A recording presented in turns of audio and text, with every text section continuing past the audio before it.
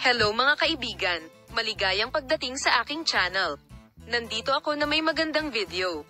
Ang sikat na aktor na si Engin Ecurek, na kilala sa sikat na serye sa TV kung saan siya ay nagbida, ay pinaikli ang kanyang bakasyon at nakatanggap ng malungkot na balita.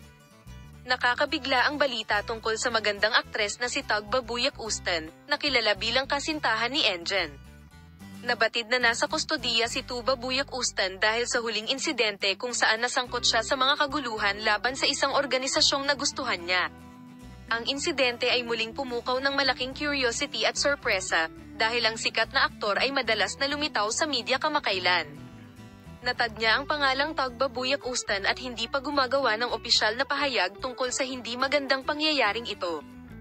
Gayunpaman, ang malalakas na headline sa media at mga haka-haka na kumakalat sa social media ay naging mas komplikado ang sitwasyon.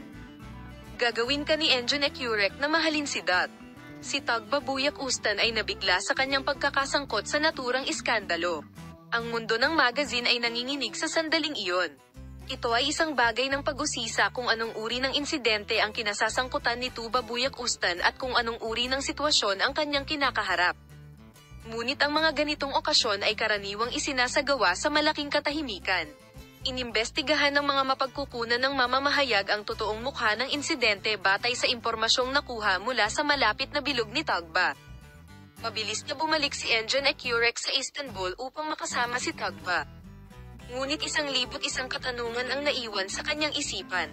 Ang katotohanan na ang kanyang kasintahan ay nasangkot sa naturang iskandalo ng malalim sa kanya ang detalyadong impormasyon sa paksa ay nasa aming susunod na video. Huwag kalimutang mag-subscribe sa aming channel at i-like ang aming video upang malaman ang aming susunod na video.